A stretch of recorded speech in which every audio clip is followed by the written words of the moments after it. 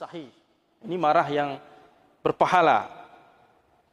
Jadi pada saat itu hadirin yang dimuliakan Allah Subhanahu wa taala, Rasulullah pun kemudian mengangkat kepalanya. Selesai dia salat, tubuhnya sudah dibersihkan oleh putrinya. Kemudian Nabi SAW mendoakan mereka. Apa kata Nabi? Allahumma alaika bi Quraisy. Ya Allah, timpakan balasanmu kepada orang-orang Quraisy ini. Jadi Nabi waktu itu marah, murka dia. 3 kali Nabi mendoakan seperti itu. Setelah Nabi berdoa seperti itu, orang-orang yang mengganggu Rasulullah tadi ketakutan. Karena mereka meyakini doa yang dipanjatkan oleh orang yang terzalimi di tanah suci itu makbul. Orang-orang musyrikin itu paham juga bahwa ini tanah suci. Muhammad ini terzalimi. Kemudian dia berdoa. Doa orang yang terzalimi di tanah suci akan mustajab. Sehingga mendengar doa Nabi itu mereka ketakutan. Apalagi ucapan Rasulullah ini tidak main-main. Nabi tidak pernah bercanda dia. Dalam hal-hal seperti ini. Serius. Mereka takut dengan doa Nabi itu. Kemudian setelah itu Nabi menyebutkan nama mereka satu persatu. Tadi secara Quraisy, secara umum. Sekarang Nabi sebutkan, Allahumma alaika bi Abi Jahlin. Ya Allah, timpakan balasanmu kepada Abu Jahal. Langsung menusuk orangnya terus.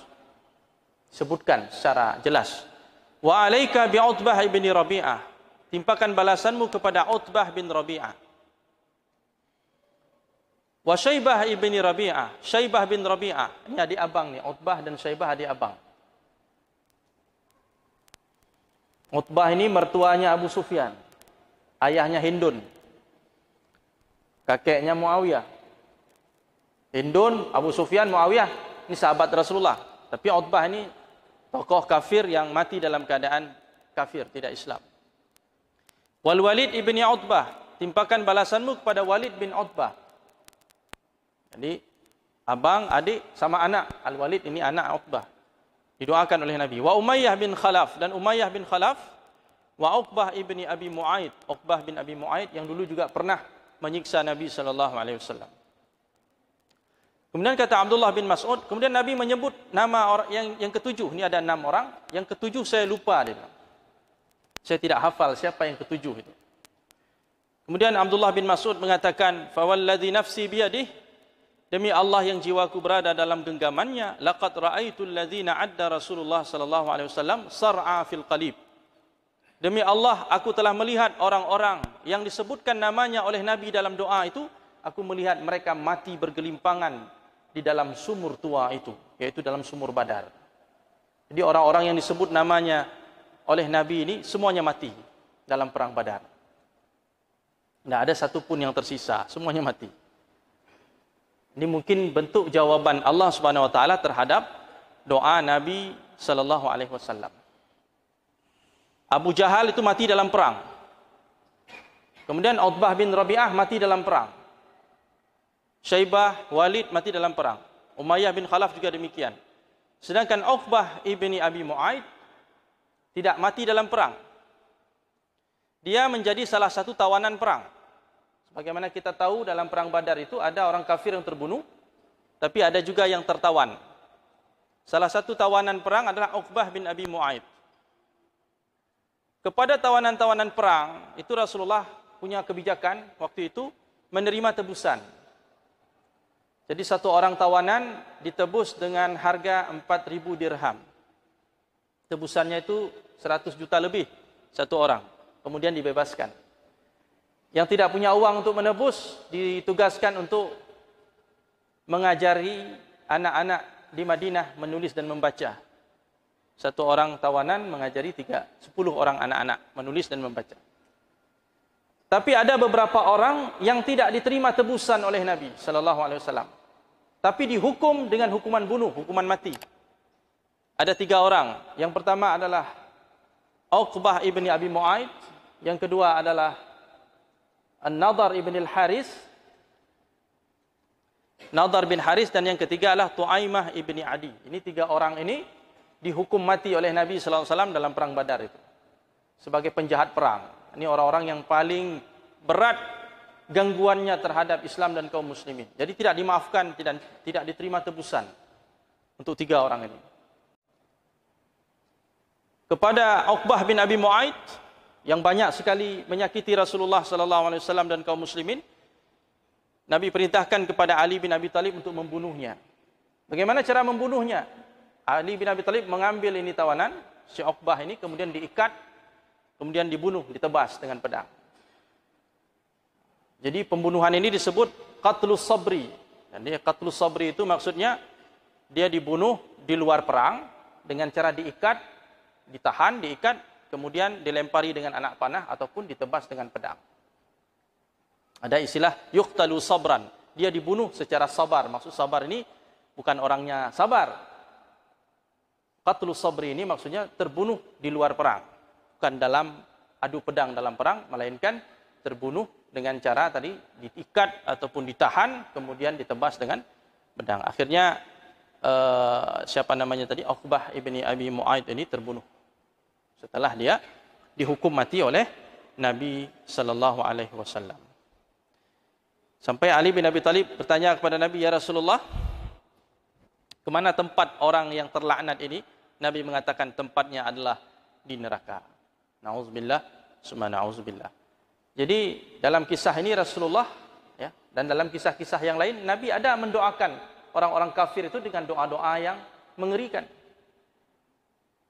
Walaupun Nabi itu Nabiur Rahmah, Nabi kita itu Nabi yang penuh dengan rahmat. Nabi itu diutus sebagai rahmatan lil alamin.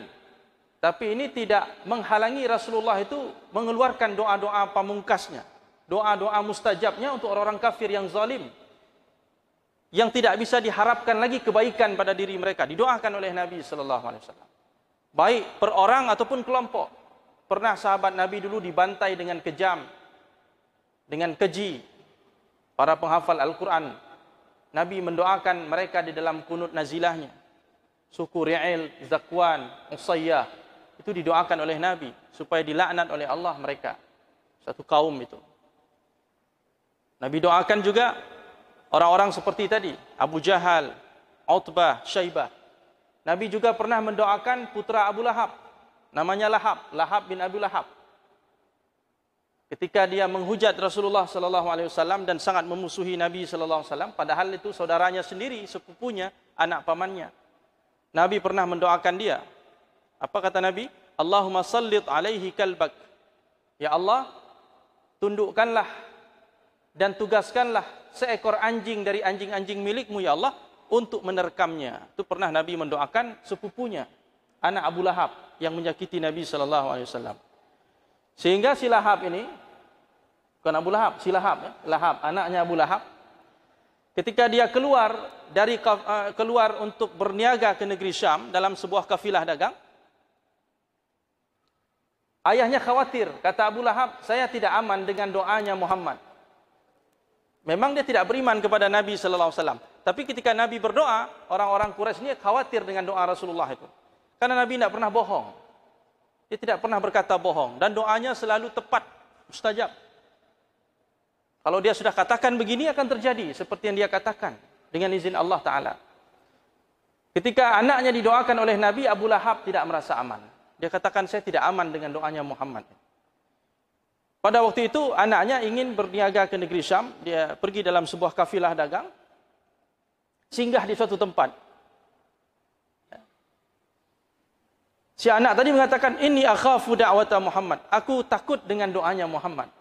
Jadi disinggah di tempat itu, dia takut dengan doanya Muhammad. Kata kawan-kawannya yang satu kafilah dagang tadi, katakan, tenang saja, tidak ada apa-apa. Kami akan melindungi kamu. Kami akan jaga kamu sebaik-baiknya. Sehingga pada waktu dia tidur malam, ini anggota-anggota kafilah dagang tadi, tidak membiarkan dia tidur sendiri, dia ditaruh di tengah. Tidur di atas itu, kemudian dikelilingi oleh kafilah-kafilah yang lain, oleh anggota kafilah. Dia di posisi tidurnya di tengah, kemudian ditimbun dengan barang-barang yang ada. Jadi barang-barang itu ditimbun. Supaya apa? Untuk menjaga dia dari doa Muhammad tadi. Doa Nabi apa tadi? Ya Allah, kirimkan seekor anjing dari anjing-anjingmu untuk menerkamnya. Ternyata hadirin yang dimuliakan Allah SWT, dengan izin Allah, ketika tidur malam, datang singa. Singa itu tidak makan yang lain, dia cari satu orang yang dia cari memang. Karena dia ditugaskan sama Allah Ta'ala. Singa ini mencari seseorang yang telah ditentukan oleh Allah SWT kematiannya pada malam itu. Sebagai makanan dia, santapan dia malam itu.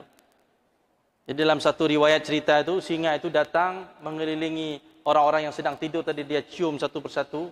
Ternyata bukan orang yang dia maksud. Sampai akhirnya dia meloncat ke tengah itu. Di bawah tumpukan barang itu dia mencium sesuatu. Dan di situ ternyata ada orang yang sedang dia cari. Si lahap itu tadi. Kemudian singa itu melahapnya. Dilahap oleh si singa. Terbukti doa Nabi SAW. Dan hadis ini riwayat Hakim dan Baihaqi dan dihasankan oleh Ibnu Hajar. Riwayatnya sahih. Jadi dalam beberapa kesempatan Nabi berdoa. Baik berdoa untuk keselamatan satu kaum atau mendoakan untuk kebinasaan, kecelakaan satu kaum. Nabi Nuh juga dalam Quran mendoakan kaumnya. Apa kata Nabi Nuh? Ya, Rabbi la tazar 'alal ardi minal kafirina dayyara. Ketika Nabi Nuh sudah melihat ini tidak mungkin lagi kaum ini beriman, sudah putus asa dia, tidak mungkin lagi ini beriman. Sudah Nabi Nuh mendoakan mereka supaya dibinasakan oleh Allah. Nabi Musa juga pernah mendoakan orang-orang kafir supaya dibinasakan oleh Allah Subhanahu wa taala. Rasulullah pun begitu. Cuma dilihat keadaannya, kondisinya. Ya, menurut Rasulullah ini orang tidak lagi bermanfaat, tidak berguna lagi peringatan kepada dia. Sudah, dia doakan dengan doa yang seperti ini. Hadirin yang dimuliakan Allah Subhanahu wa taala.